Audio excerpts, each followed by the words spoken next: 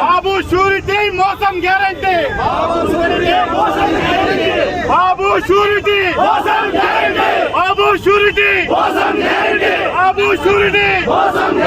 బాబు surety, బాబు surety, జై జగన్, బాబు surety, బాబు surety, బాబు surety, బాబు surety.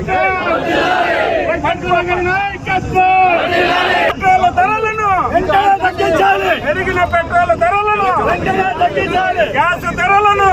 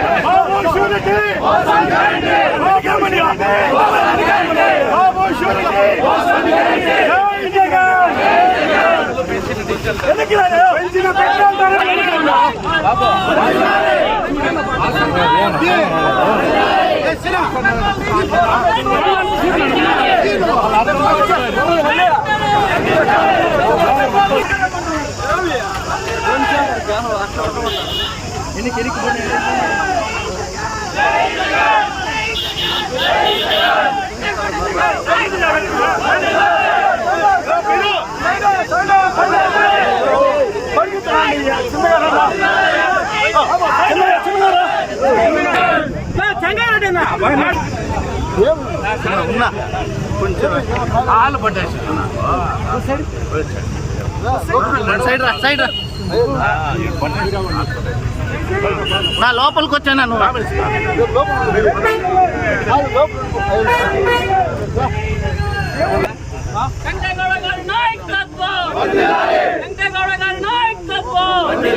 పెంచిన petrol diesel ధరలు వెంటనే పెట్రోల్ డీజిల్ నేను వెనక్కి వచ్చాను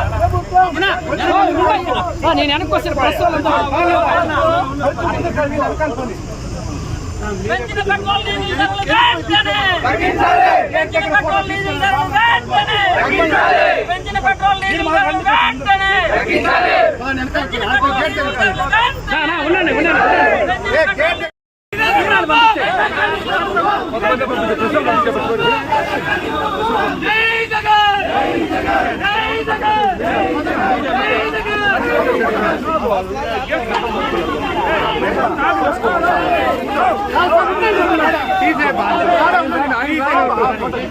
అసలు ఆయన రాకుండా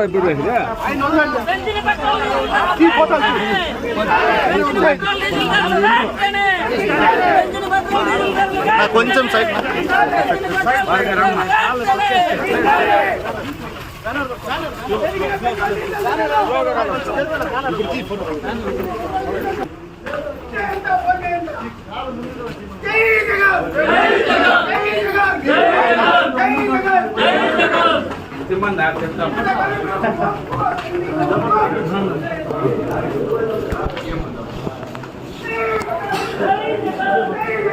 జై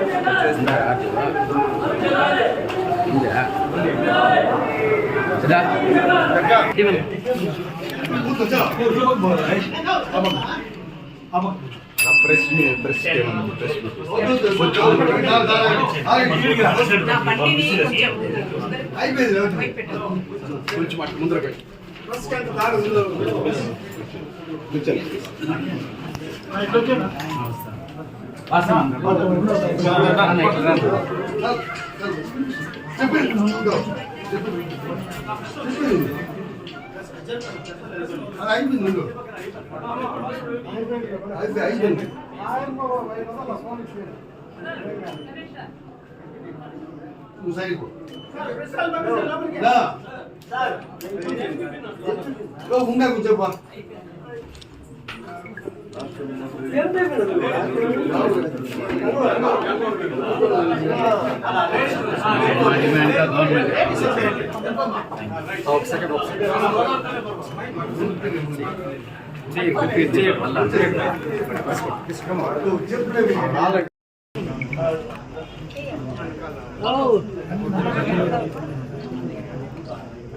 ఓకే అండి.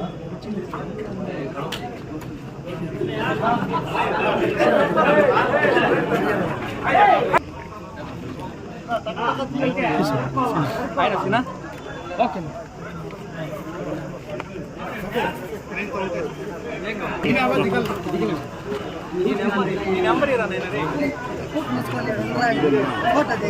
సింగల్గా తీసుకున్నారా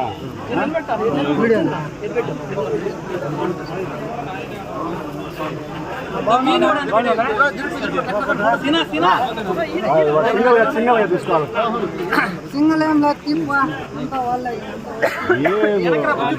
జై జగన్.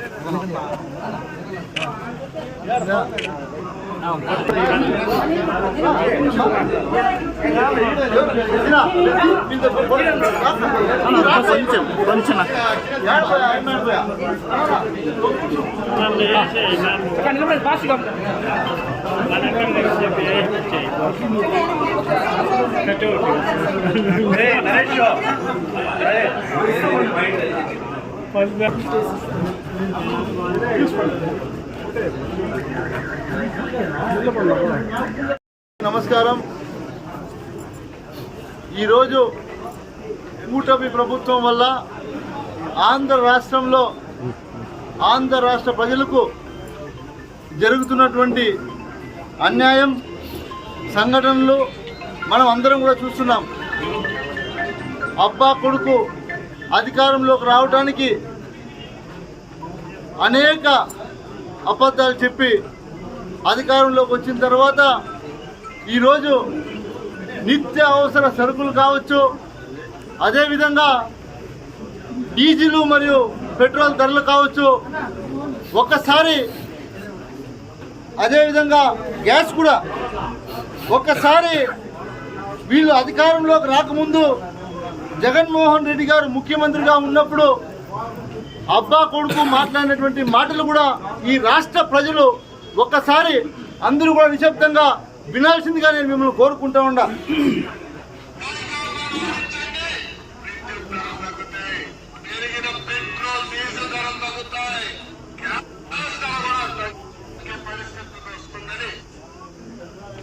అదేవిధంగా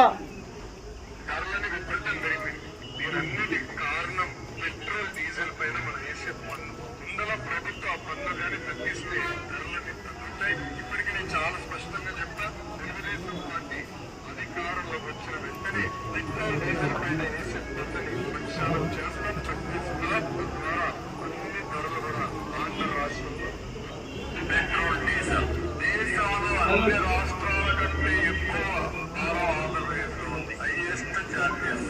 అదే సమయంలో నైబరింగ్ స్టేట్స్ లో మనకంటే తక్కువ ఉంది కాబట్టి అక్కడ బోర్డులు పెట్టేశారు. ఆంధ్రప్రదేశ్ లో రేట్లు ఉన్నాయి, మా దగ్గర ఇక్కడ ఉన్నాయి, కానీ ఇక్కడే ఫుల్ ట్యాంక్ వేసుకొని పోతే అందరూ అక్కడ ఫుల్ ట్యాంక్ వేసుకొని ఇక్కడికి వచ్చి మనకు వచ్చే ఆదాయం అక్కడ పోతూ ఉంది. రెండోది మీరు చూస్తే ఓవరాల్ గా మన ఆదాయం తగ్గింది, ధరలు పెరిగాయి, ఆదాయం తగ్గింది. దానికి కారణం అసమర్థ ముఖ్యమంత్రి.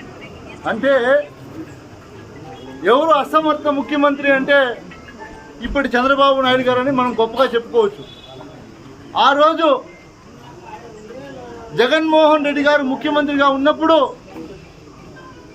కోవిడ్ అనే మహమ్మారితో ప్రపంచమంతా కూడా అల్లకల్లోలమైనటువంటి పరిస్థితుల్లో కూడా ఇంత భారాన్ని ఆంధ్రప్రదేశ్ ముఖ్యమంత్రి అప్పటి ముఖ్యమంత్రి జగన్మోహన్ రెడ్డి గారు ఇంత భారాన్ని ప్రజల మీద మోపలేదు.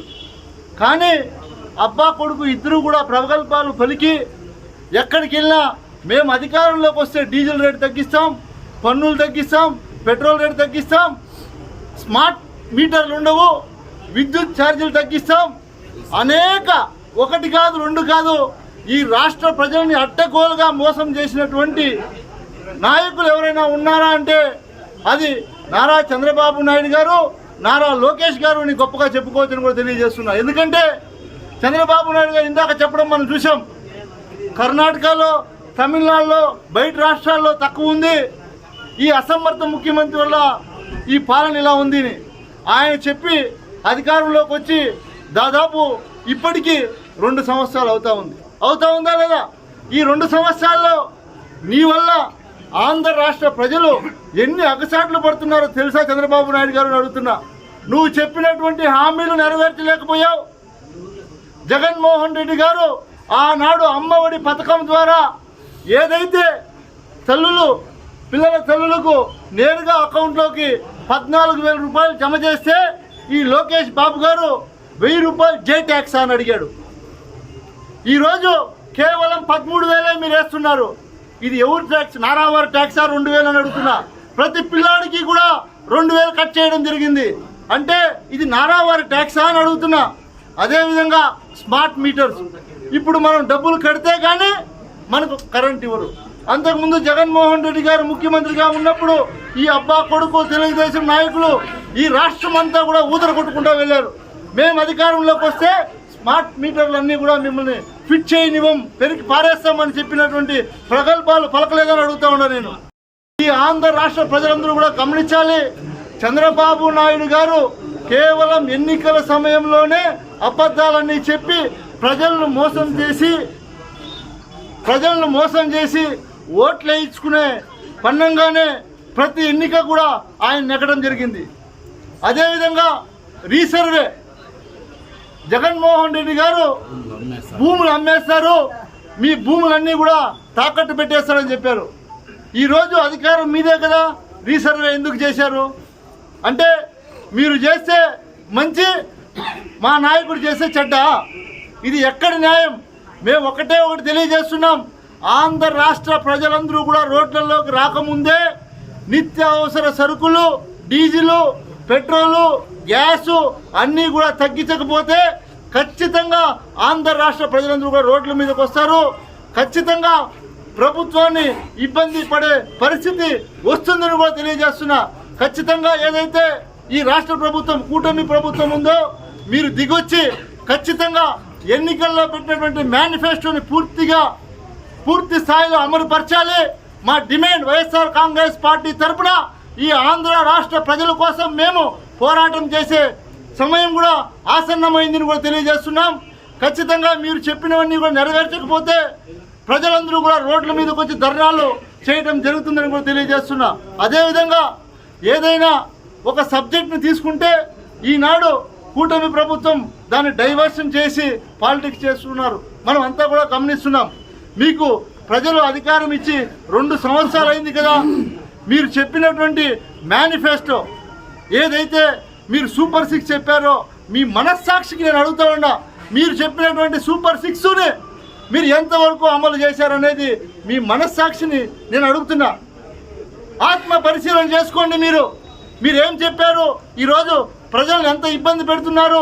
మిమ్మల్ని నమ్మి సామాన్య ప్రజలు ఓట్లేసి గెలిపిస్తే చంద్రబాబు నాయుడు గారు ఏదో ఉద్ధరిస్తాడని నమ్మితే ఈరోజు నెట్టేట ముంచినటువంటి ఘనత చంద్రబాబు నాయుడు గారిది. ప్రజలందరినీ కూడా మోసం చేసినటువంటి ఘనత చంద్రబాబు నాయుడు గారిని కూడా తెలియజేస్తున్నా. ఖచ్చితంగా వైఎస్ఆర్ కాంగ్రెస్ పార్టీ తరఫున మేమందరం డిమాండ్ చేస్తున్నాం, ఏదైతే మేనిఫెస్టో పెట్టారో వాటిని పూర్తి స్థాయిలో అమలుపరచాలి. ఈ నిత్యావసర వస్తువులన్నీ కూడా రేట్లు తగ్గించాలి. ఇది మా వైఎస్ఆర్ కాంగ్రెస్ పార్టీ డిమాండ్గా మేము ఈరోజు ఆర్డీఓ గారికి వినతి పత్రం అందించాం. రాష్ట్ర ప్రభుత్వం దిగొచ్చి నిత్య అవసర సరుకులతో పాటు డీజిల్, గ్యాస్, పెట్రోల్ కూడా తగ్గించి మీరందరూ కూడా ప్రజలకు మంచి చేయాలని మేము కోరుకుంటా ఉన్నాం.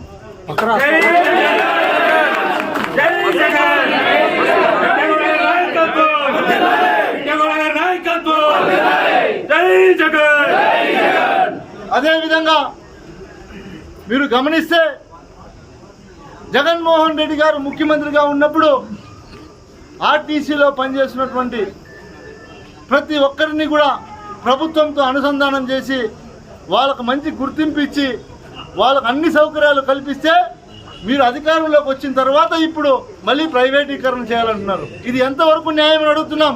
వాళ్ళ పరిస్థితి ఏం కావాలా? ప్రభుత్వ ఉద్యోగులుగా ఉన్నటువంటి ఆర్టీసీ సంస్థను ఎవరు ఆదుకుంటారని అడుగుతున్నాను. ప్రభుత్వం బాధ్యత, ప్రభుత్వం వీటన్నిటినీ కూడా వెనక్కి తీసుకోవాలని కూడా మేము డిమాండ్ చేస్తున్నామని కూడా తెలియజేస్తా ఉన్నాం.